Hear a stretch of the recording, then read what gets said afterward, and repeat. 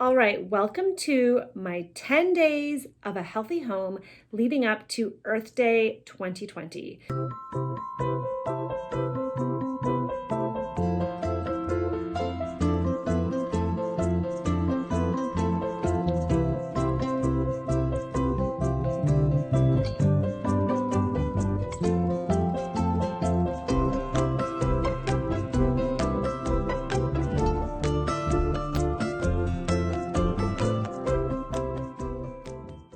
This has been a crazy few weeks as we all adapt to living, working, breathing, teaching from home.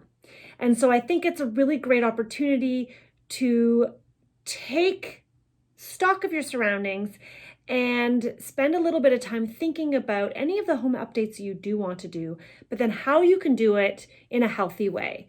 Our home is now a sanctuary more than ever. And so I think it's a great time for us to talk about and start the discussion of sustainability when it comes to materials and products that we put in our home, as well as health. When I started this journey into sustainable design last year, my team and I started doing all the research.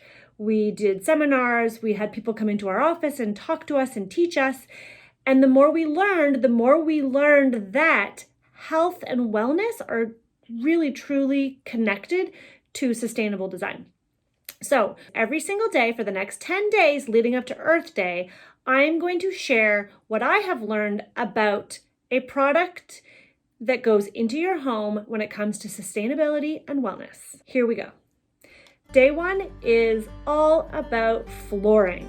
I think flooring is a good place to start because it is the foundation to any design project.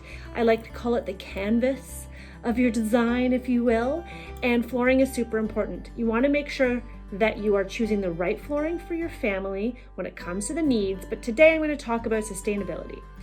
Which flooring materials are sustainable and which are not? Which ones are healthy and which are toxic?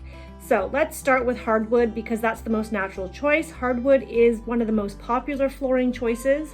When selecting hardwood, solid hardwood for your home, you want to make sure that it is FSC certified. You want to make sure that it is certified in the foresting practices. Solid hardwood flooring is a great option for your home.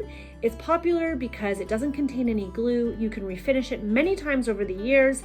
I will caution you though that refinishing hardwood is toxic. You want to make sure that when you are refinishing your hardwood or your parquet, that it is with a low v.o.c, which is volatile organic compound, stain.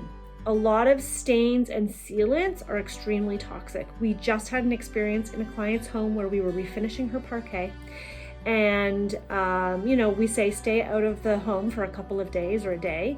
And she came back and the power had been shut off by a breaker that was installed by the builder 20 years ago in the home when the toxic level of the air got too high. And it was directly related to the stain. We clearly didn't know at that time to specify a low VOC stain. It just goes to show how toxic that is. It doesn't disappear overnight. Engineered hardwood. It's like hardwood's sister. The most popular choice right now. I'd say pricing is about comparable.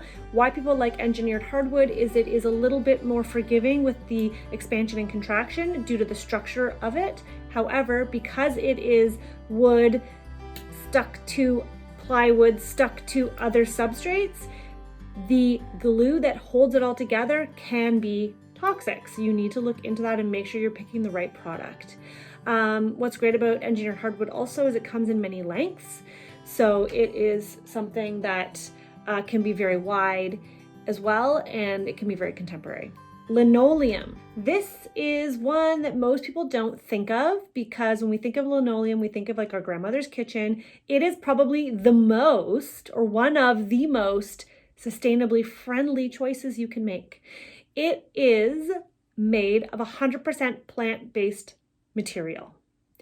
It is natural, renewable, often made of linseed oil, cork, or wood. Super durable, actually. Will last up to 25 to 40 years and often has long warranties. But also at the end of its life, it can be composted, people. Like, what the what? When I heard that, I was like, no, you're joking.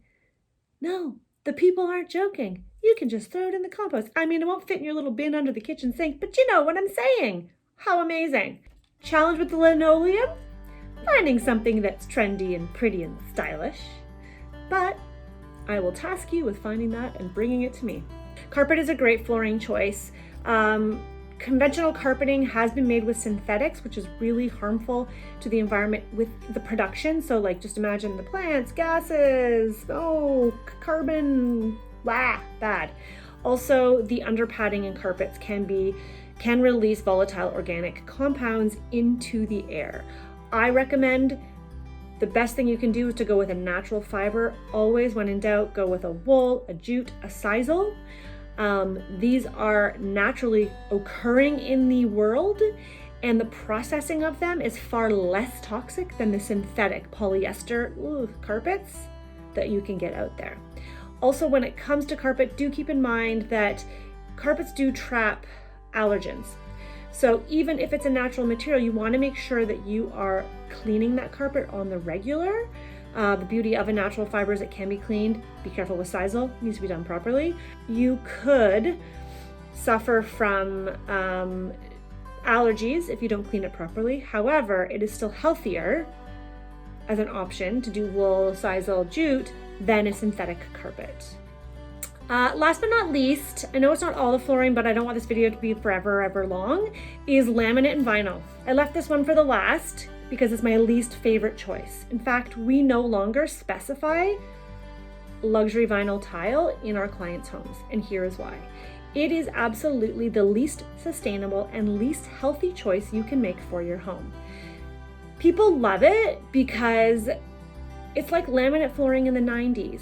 Looks pretty good, looks better now than it did in the 90s. Its price point is good, it's super affordable, and it's impervious to water.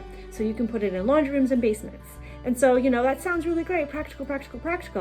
But the practical sort of implications of it is that the production of it is extremely hazardous. It's made from polyvinyl chloride, which you may have heard of as called P.V.C. It's hazardous from production all the way to disposal. And it can actually release those toxins in your home when it's subjected to heat from the sun or from, let's say, a furnace or a radiator. It is not recyclable and ends up in a landfill. So everything from start to finish, very few manufacturers also are in North America. So if you are watching this and you don't live in Asia, then it's coming from the far reaches of the earth. So something to consider. I go into more detail about this on my blog. I've posted a little bit more information and links if you want to learn more. Thank you for listening. It's not all doom and gloom, but make sure you're doing your due diligence, ask the right questions, and push your suppliers and vendors to give you more sustainable, healthy options because they do exist. Okay, I'll see you tomorrow.